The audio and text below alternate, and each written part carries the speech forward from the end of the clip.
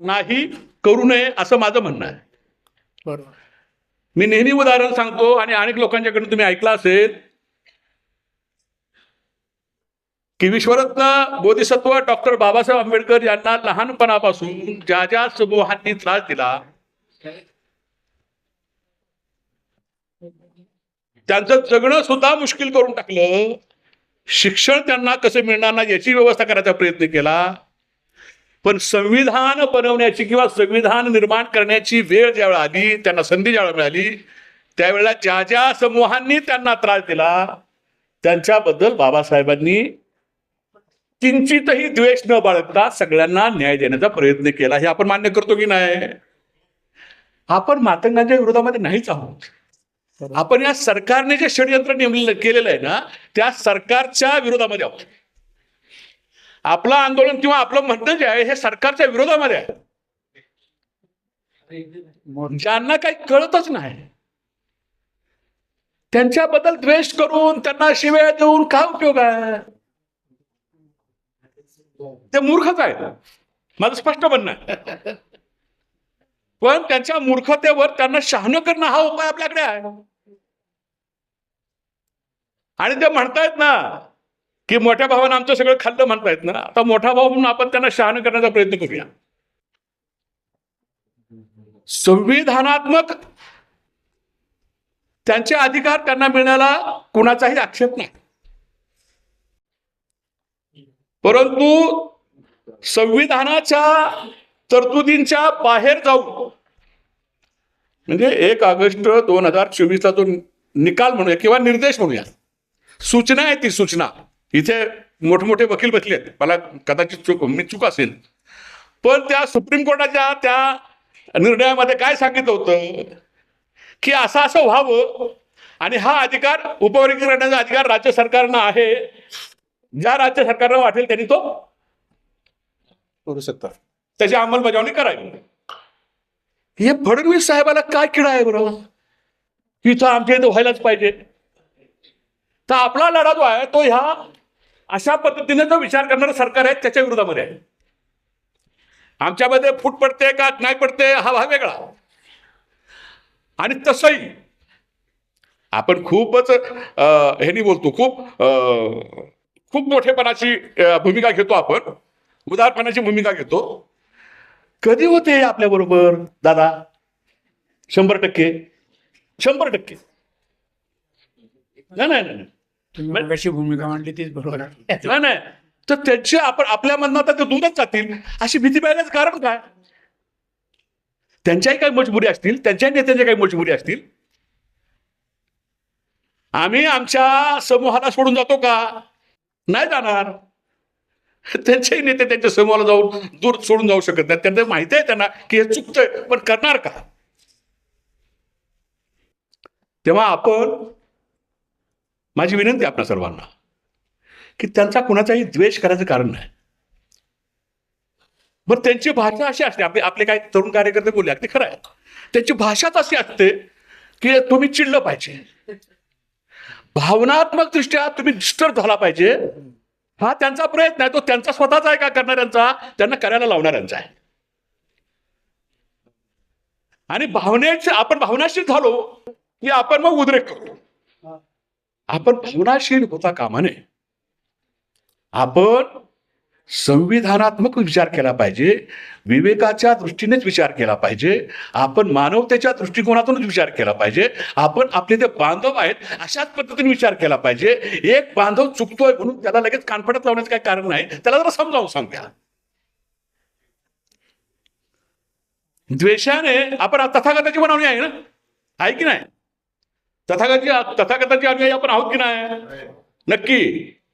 मग द्वेषाने द्वेष वाढतो का? द्वेषावर प्रेमाने मात करता येते? कुठला विचार पडतो आपल्याला? तर त्या विचार, तो बुद्धाचा विचार आपल्याला जर पुढे न्यायचा असेल तर जो बाबासाहेबांनी आम्हाला बुद्धाचा विचार आमच्यापर्यंत पोहोचवला, तो आपल्या लोकांच्या पर्यंत पोहोचवता त्याही लोकांच्या पर्यंत जर पोहोचवला तर कदाचित या पुढच्या सगळ्या भानगडी निर्माण होणारच नाही. एक सांगतो तुम्हाला, अनेक पर्याय बरेच लोक सांगतात की जर हे उपवर्गीकरण लागू झालंच तर मग कोर्टामध्ये जाऊ, कोर्टामध्ये ते टिकणार नाही, हे सगळ्यांना माहिती आहे. मोठ्या मोठ्या आपल्या वकील साहेबांनी पण या ठिकाणी सांगितलं आपल्याला की ते कोर्टामध्ये नाही टिकू शकत, कारण का ते संविधानाच्या विरोधात आहे. बरोबर ना मोहनराव? संविधानाच्या विरोधामध्ये आहे, कायद्याच्या विरोधामध्ये आहे, सामाजिक न्यायाच्या त्या ह्याच्या विरोधात, त्या तत्वाच्या विरोधामध्ये सुद्धा. आणि एका जातीला वेगळं करता येते का ते साहेब? एका जातीला नाही. आरक्षण हे समूहात दिलंय ना, जातींच्या समूहाला जे आरक्षण दिलेलं आहे त्या समूहामध्ये एक वेगळी जात काढता येईल का? बरं, तो असेल तर अधिकार कुणाला आहे? राष्ट्रपतीला आहे, त्याच्यामध्ये वगळण्याचा किंवा ऍड करण्याचा. तो मग हे काय यांचं नाव आहे, देवेंद्र फडणवीस साहेब, हे राष्ट्रपतींचे पण वडील आहेत. हे समजून सांगितलं पाहिजे लोकांना. मग ते आपल्याला राग स्वाभाविक आहे. कुठे सुरेश भाऊ, कुठे निकालचे राग येणं स्वाभाविक आहे. ते भाकरीवरची सही आणि हे सगळी सही, हे सगळं ऐकलं की आपलं डोकं फिरतंय ना, आणि ते फिरणं स्वाभाविक आहे. ह्या शहरानं अनुभवलेलं आहे, ते शहरानं हे अनुभवलेलं आहे. ह्या शहरानं तरी किमान शाही फ्रेप प्रकरण झालं त्यावेळेला पाहिलं ना आपण, फेरलांचे प्रकरण पण पाहिलं ना. हो. आम्ही नाही ऐकत, म्हणजे आम्ही जरा आम्ही शिकलेलो आहे असं आम्ही स्वतःला समजतो. हां, तुम्हाला लोकांना असं वाटतं की काही लोक आम्हाला बळत विचारवंत पण म्हणतात, पण ते विचारवंत सुद्धा कधी कधी मारून जातो आणि गडबड होतो. ज्यावेळेला तुम्ही आमच्या अस्मितांच्याच बद्दल बोलणार, ज्यावेळेला तुम्ही आमच्या आदर्शांबद्दलच अपमान करणार, आमच्या आदर्शांचा अपमान करणार, त्यावेळेला आमचा सर्वसामान्य माणूस चिडणार ना, स्वाभाविक आहे. मग ते तुम्ही काय नाही त्या पद्धतीने घेत, त्यावेळेला तुमचा तो सगळा जो मानवतेचा दृष्टिकोन तो कुठं जातो? आम्हाला सगळे शहाणपणा शिकवतात, आम्ही शहाणे आहोतच, पण ज्या वेळेला तुम्ही आमच्या अस्मितांच्यावर हल्ले कराल त्यावेळेला मात्र थोडंसं आम्हाला उद्विग्नता आमच्या मनामध्ये नक्की येणार. फक्त आम्ही व्यक्त कसे होतो माहिती? आम्ही प्रबुद्ध बाबासाहेबांचे आम्ही अनुयायी आहोत, आणि मग शिकलेला माणूस जरा शहाण्यासारखा बोलतो, आणि म्हणून व्यक्त होत असताना कुणाच्याही दुसऱ्याच्या मनामध्ये द्वेष निर्माण होणार नाही, आपल्याबद्दलचा राग निर्माण होणार नाही, परंतु त्याला त्याची चूक कळली पाहिजे, अशा पद्धतीने आपण व्यक्त झालं पाहिजे.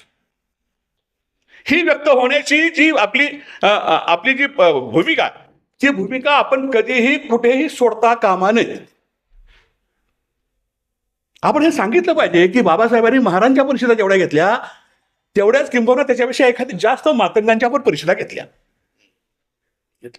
बाबासाहेबांची इच्छाच होती सगळ्यांनी बरोबर राहावं म्हणून. आणि मग असं असताना आम्ही बाबासाहेबांची अनुयायी म्हणून बाबासाहेबांच्या त्या विचाराला छेद देणार आहोत का? त्या विचाराला छेद देता कामा नये. तेव्हा भावानं बहीण, मी अधिक वेळ न बोल, मी खरंच काहीच बोलणार नव्हतो, पण ते सवय जरा ते हातामध्ये आलं की जरा गडबड होतो, आणि तुम्ही एकदमच शांत झालात मी बोलायला लागल्यावर, त्याच्यामुळे जरा मी 2-3 मिनिटं बोललो.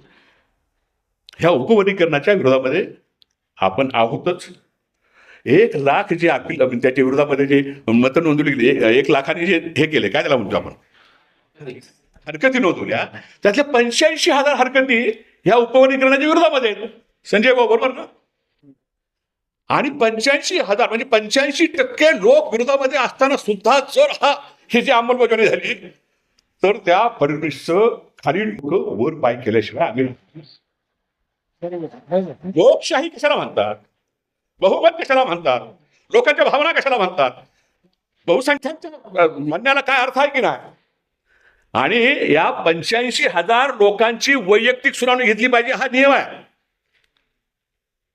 ज्यांनी ऑब्जेक्शन घेतलंय, बरोबर ना संजय भाऊ, सुनावणी व्हायची असेल तर मग घ्या 85,000 लोकांची सुनावणी, मग बघूया उपवर्गीकरणाचं काय ते. ह्या सगळ्या प्रक्रिया त्यांना पण पूर्ण कराव्या लागतील, आणि जर ते पूर्ण करणार नसतील तर शिवराय फुले शाहू आंबेडकर चळवळीमधले कार्यकर्ते म्हणून या राज्यातल्या अनुसूचित जातीच्या अधिकारांच्या रक्षणासाठी म्हणून त्यांच्या सकट ते येशू ख्रिस्त म्हणलं होतं ना, ह्याला माफ करा रे, ह्यांना कळत नाही हे काय करतायत, तशी अवस्था आहे. तर त्या सगळ्यांच्या अधिकारांचं रक्षण व्हावं यासाठी म्हणून आम्ही लढत राहणार. हे उपवर्गीकरण करण्याचा जर घाट घातला तर तो रद्द करण्यासाठी म्हणून सगळ्या प्रकारच्या मग त्या नामांतराच्या वेळीमध्ये अनेक सहकारीच आहेत. हे वसंतदादा इथं आहेत, जयदेवदादा इथं आहेत, ही सगळी मंडळी आहेत. तो जो काहूर माजला होता, नंतर अनेक घटना घडल्या, त्यावेळेला जे काहूर माजलं होतं ते काहूर पुन्हा उभं करण्याचं, वादळ उभं करण्याचं सामर्थ्य डॉक्टर बाबासाहेब आंबेडकरांच्या अनुयायांमध्ये आहे.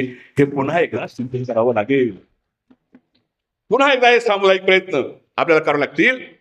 जसं डॉक्टर बाबासाहेब आंबेडकर म्हणाले होते की ज्यावेळेस संविधान धोक्यामध्ये येईल, ज्यावेळेस सरकार संविधानाच्या विरोधामध्ये काही भूमिका घेईल, त्यावेळेस संविधान वाचवण्याचं काम या देशातली सामान्य आणि गरीब जनताच करेल. कारण या सर्वसामान्य लोकांच्या सामूहिक शहाणपणावर माझा विश्वास आहे. मग आपण हे सामूहिक शहाणपण जे बाबासाहेबांना अपेक्षित होतं, ते सामूहिक शहाणपण व्यक्त करण्यासाठी तयार राहूया, एवढंच आव्हान मी या ठिकाणी आपल्या सर्वांना करतो. मी खरं तर आपला खूप वेळ घेतला, त्याबद्दल आपली माफी मागतो आणि आपली रजा घेऊन या ठिकाणी थांबतो. धन्यवाद. जय भीम, जय संविधान, जय भारत.